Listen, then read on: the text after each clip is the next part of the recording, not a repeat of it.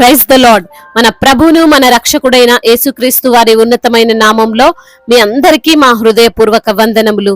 ఈ రోజు దేవుని వాక్యము, ఈ సంగతులలో ఏ విషయమందును యోబు ఏ పాపమును చేయలేదు, దేవుడు అన్యాయము చేసినని చెప్పలేదు. యోబు గ్రంథము 1వ అధ్యాయము 22వ వచనము. In all this job did not sin or charge God with wrong. Job chapter 1 verse 22. ఈ రోజు నిమిత్తము కృపగలిగిన దేవుడు మనకు అనుగ్రహించిన వాక్య భాగమును బట్టి ధ్యానించుకుందాము. ప్రభునందు ప్రియమైన సహోదరి సహోదరులారా, పాపము చేయడము అంటే మనము స్వకీయ దురాశలకు లోబడి శరీరము ద్వారానో మరి మన క్రియల ద్వారానో చేసేవి మాత్రమే కాదు, దేవునికి వ్యతిరేకంగా మాట్లాడడం కూడా పాపమే, దేవుణ్ణి దూషించడం కూడా పాపమే, దేవుణ్ణి అనుమానించడం కూడా పాపమే.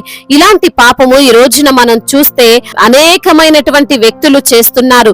విశ్వాసులమే అని చెప్పుకుంటూ కొంచెం లోటు వారి జీవితంలో కనిపించగానే, కొంచెం శ్రమ వారికి ఎదురవగానే, కొంచెం అనారోగ్యం రాగానే సర్వశక్తిమంతుడైన దేవుణ్ణి నిందిస్తున్నారు, మాటలు అంటున్నారు, చెడుగా మాట్లాడుతున్నారు.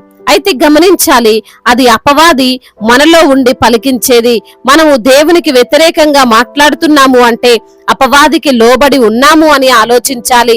ఈ లోక సృష్టికర్తనే నిందించేంత గొప్పవాళ్ళము అయ్యాము అంటే అపవాది బాగానే వాడుకుంటున్నాడు అని అర్థం చేసుకోవాలి. ఈ రోజున ఈ మాటలు వింటున్న ప్రియమైన సహోదరి సహోదరుడా, నీ జీవితంలో కలిగిన నష్టాన్ని బట్టి, కలుగుతున్న శ్రమలను బట్టి, కుటుంబంలోని సమస్యలను బట్టి, ఉద్యోగంలో ఇబ్బందులను బట్టి, నీ యొక్క అనారోగ్యమును బట్టి ఎవరో ప్రేరేపిస్తే దేవుణ్ణి ప్రశ్నిస్తున్నావా? ఎవరో ఏదో అంటున్నారని ఆయన నిందిస్తున్నావా? నీ నోరు తెరిచి దేవుడు ఇలాంటి వాడు అలాంటి వాడని మాట్లాడుతున్నావా?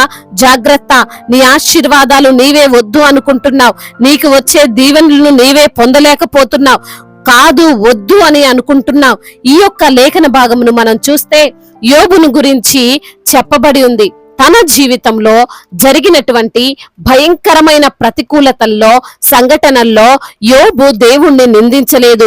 అన్యాయం చేశాడు దేవుడు, అన్యాయస్తుడు, మంచివాడు కాడు, రోజు ప్రార్థన చేస్తున్నా సరే, బలులు అర్పిస్తున్నా సరే, ఇలా నా జీవితంలో ఎందుకు జరిగింది అని పల్లెత్తు మాట కూడా అనలేదు. ఏవో చిన్న విషయాలు, చిన్న సమస్యలు యోబు జీవితంలో జరిగి ఉండొచ్చు, అందుకే యోబు మాట్లాడలేదు అని అనుకోవడానికి లేదు. తన ఆస్తిని కోల్పోవడం చిన్న విషయం కాదు, తన దగ్గరున్న సేవకులను కోల్పోవడం చిన్న విషయం కాదు, ఒంటెలను పశువులను కోల్పోవడం చిన్న విషయం కాదు, అన్నిటికంటే ప్రాముఖ్యంగా తన కన్న బిడ్డలను కోల్పోవడం చిన్న విషయం ఏమాత్రము కాదు. ఇవన్నీ జరిగినా ఇంత వినాశనము తన జీవితంలో యోబు చూస్తున్నా సరే దేవుడు ఏంటి నాకు అన్యాయం చేశాడు అని మాత్రం అనలేదు. ఏదోలే, నా తప్పులు ఏమైనా ఉన్నాయేమో, నేను నా బిడ్డలను మంచిగా పెంచలేదేమో, నేను నా వ్యాపారంలో యథార్థంగా లేనేమో, ఎక్కడైనా పాపము చేశామేమో, అందుకే నాకు ఇలా జరిగింది అని అనుకోవడానికి లేదు. అన్నిటిలో యోబు ఖచ్చితంగా ఉన్నాడు అని లేఖనములు సెలవిస్తున్నాయి. యోబు యథార్థవర్తనుడు, న్యాయవంతుడు, దేవుని యందు భయభక్తులు గలవాడు, చెడుతనమును విసర్జించిన వాడు అని చాలా సుస్పష్టంగా వ్రాయబడి ఉంది. అలాంటి యథార్థవంతునికి నష్టం జరిగితే ఒక్క మాట మారు మాట్లాడలేదు, నోటితో పాపము చేయలేదు, దేవుణ్ణి దూషించనూ లేదు. అందుకే మరలా దేవుడు యోబును రెండంతలుగా ఆశీర్వదించాడు. ఆయన ఇచ్చెను, ఆయన తీసుకొని పోయాడు అని చాలా సింపుల్ గా దేవుణ్ణి స్తుతించాడు. ఈ రోజున నీవు ఇలాంటి వ్యక్తివిగా ఉంటే, ఈ విధమైన ఆలోచనతో ఉంటే నీ ఆశీర్వాదాలు ఎవ్వరూ అడ్డుకోలేరు, ఆపలేరు. అయితే గమనించు, నీవు చేసిన పొరపాట్లను బట్టి కూడా నీకు సమస్య వచ్చినా సరే దేవుణ్ణి అంటున్నావేమో, నీవు అనాలోచనతో తీసుకున్న నిర్ణయాన్ని బట్టి నీవే నష్టపోయి ఇలా దేవుడు ఎందుకు చేశాడు అంటున్నావేమో, నీ బిడ్డలను నీవు సరిగ్గా పెంచక వారికి కష్టం వస్తే దేవుణ్ణి నిందిస్తున్నావేమో. అలా చెయ్యకు. యోబు ఏమి చెయ్యకపోయినా దేవుణ్ణి ఒక్క మాట అనలేదు. అలాంటిది నీవు ఇంకెంత సైలెంట్ గా ఉండాలి? కాబట్టి దేవునిది అన్యాయము అని ఎప్పుడూ చెప్పకు, దేవునిదే తప్పు అని నీ నోటితో ఎప్పుడు పాపము చేయకు. ఆయన న్యాయవంతుడు, ఆయన నీతిమంతుడు, ఆయన తప్పకుండా నిన్ను దీవిస్తాడు, ఆయన నిన్ను ఆశీర్వదిస్తాడు. దేవుడు ఈ మాటలను మన హృదయములో ఫలింపచేయునుగాక. వాక్య భాగమును బట్టి ప్రార్థించుకుందాము. ప్రతి ఒక్కరు కూడా ప్రార్థనలో ఏకీభవించగలరు. ప్రార్థన. మహాశక్తి సంపన్నుడా, మహోన్నతుడా, కృపా కనికరములు కలిగిన దేవా, జీవాధిపతి, మీకు స్తోత్రాలు చెల్లిస్తున్నాము ప్రభువా. అద్వితీయుడైన దేవుడవు, ఆరాధనకు యోగ్యుడవు, ప్రేమ కలిగిన దేవుడవు, కృప కలిగిన తండ్రివయ్యా, మీకు స్తోత్రాలు. ఈ రోజు నా వాక్యము ద్వారా మీరు మాతో మాట్లాడారు ప్రభువా. అవునయ్యా, ఎన్ని కష్టాలు వచ్చినా, ఎన్ని శ్రమలు వచ్చినా, ఎంత విపత్కర పరిస్థితులైనా యోబు తన నోటితో పాపము చేయలేదని, అయ్యా దానికి ప్రతిగా మీరు యోబుకు రెండంతల ఆశీర్వాదాన్ని దయచేశారని ఈ రోజున లేఖనము ద్వారా మీరు సూటిగా తేటగా మాతో మాట్లాడారు. అవునయ్యా, మాకు కష్టం వస్తే, మాకు ఏదైనా జరగకూడనిది జరిగితే ప్రభువా మిమ్మల్ని దూషిస్తున్నామేమో, మిమ్మల్ని ద్వేషిస్తున్నామేమో తండ్రి, మమ్మల్ని మేము పరీక్షించుకొని ప్రభువా యథార్థముగా జీవించేటువంటి కృపను మాకు దయచేయండి దేవా. అయ్యా, ఈ రోజున ఎందరైతే బిడ్డలు వాక్యమును విని ప్రార్థనలో ఏకీభవిస్తున్నారో ప్రతి బిడ్డను మీరు పేరు పేరున దీవించండి, ఆశీర్వదించండి, బలపరచండి. మీ కృపాహస్తము వారికి తోడుగా ఉంచండి. అనారోగ్యముతో బాధపడుతున్న ప్రతి బిడ్డను మీరు ముట్టండి, సంపూర్ణ ఆరోగ్యాన్ని దయచేయండి, స్వస్థపరచండి. స్వస్థపరిచే దేవుడవు నీవు మాత్రమే తండ్రి. అద్భుతాన్ని జరిగించండి. అదే విధంగా నా ప్రభా, ఆర్థిక సమస్యల నుండి విడుదల దయచేయండి, అప్పుల భారాల నుండి విడుదల దయచేయండి. అదే విధంగా నా ప్రభా, కుటుంబములో సమస్యలు, కుటుంబంలో కలతలు, భార్య భర్తల మధ్య విభేదాలు, అన్నదమ్ముల మధ్య విభేదాలు, ఆస్తి తగాదాలు, వాటన్నిటి నుంచి కూడా విడుదల దయచేయమని వేడుకుంటున్నాం ప్రభువా. ఎందరైతే బిడ్డలు ప్రభా ఉద్యోగ ప్రయత్నాలు చేస్తున్నారో వారికి మంచి ఉద్యోగాన్ని దయచేయమని వేడుకుంటున్నాం ప్రభువా.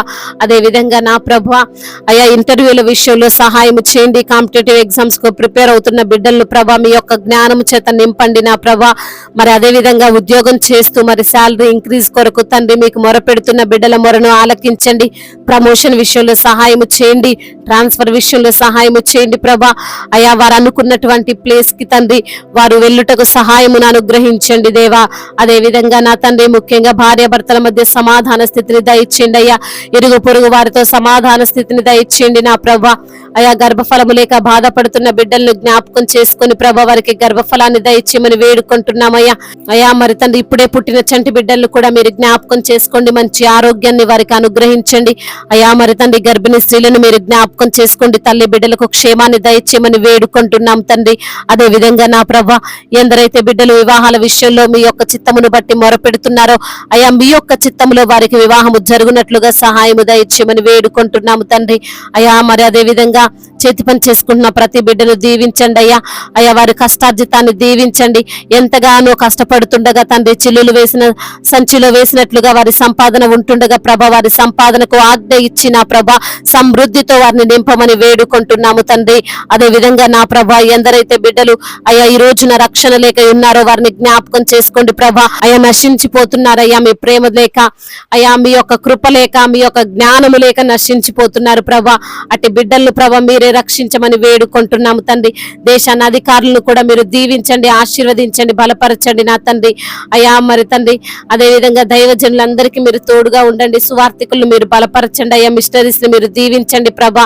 అయ్యా మీ యొక్క సువార్త సేవలో వారు ముందుకు వెళ్తుండగా వచ్చే అడ్డంకులు, ఆటంకాలు అన్నిటి నుంచి కూడా విడుదల దయచేయమని వేడుకుంటున్నాం ప్రభా. దీనులుగా ఉన్నారో, అభాగ్యులుగా ఉన్నారో వారందరినీ మీరు ఆదరించండి అయ్యా. దీనుల ఎడల దయచూపే దేవుడవు, అనాథలను ఆదరించే దేవుడవు, అభాగ్యులను ఆదుకునే దేవుడవు తండ్రి. ప్రతి ఒక్కరికి మీరు తోడుగా ఉండమని వేడుకుంటున్నాము తండ్రి. అయా యవన బిడ్డలను మీ చేతికి అప్పగిస్తున్నాం. యవన వయసులో మీ కాడిని మోసే కృపను దయచేయండి. మీ యందు భయభక్తులు కలిగినటువంటి జీవితాన్ని ప్రసాదించమని వేడుకుంటున్నాము తండ్రి. అదే విధంగా నా ప్రభా ఇతర దేశాల్లో ఉంటున్న ప్రతి ఒక్కరికి మీరు తోడై ఉండండి నా దేవా. అయా బిజినెస్ చేస్తున్న వారిని దీవించండి. మరి తండ్రి నష్టపోయిన స్థితిలో ఆ నష్టాన్ని లాభకరంగా మార్చమని వేడుకుంటున్నామయ్యా. అయ్యా కన్నీటితో ఎందరైతే బిడ్డలు ఉన్నారో వారి కన్నీటిని తుడిచి నాట్యంగా మార్చమని వేడుకుంటున్నామయ్యా. అయ్యా వారి దుఃఖమును కొట్టివేసి సంతోషమును, సమాధానమును వారికి అనుగ్రహించమని బ్రతిమిలాడుకుంటున్నాం తండ్రి. ఇంకా తండ్రి చెప్పుకోలేనటువంటి బాధతో విరిగి నలిగిన హృదయముతో మీ సన్నిధిలో మొరపెడుతుండగా మీరే సమాధానముతో వారిని నింపమని బ్రతిమిలాడుకుంటూ తండ్రి ఇంతవరకు చేసిన ప్రార్థన అంతటినీ మీ పాద సన్నిధిని చేర్చుకోమని మానాథుడు, సర్వశక్తిమంతుడు, సజీవుడు, బలవంతుడైన యేసుక్రీస్తు వారి శ్రేష్టమైన నామంలో ఈ ప్రార్థనను అడిగి వేడుకు వేడుకొని పొందుకొని ఉన్నాము మా ప్రియ పరలోకపు తండ్రి. ఆమెన్.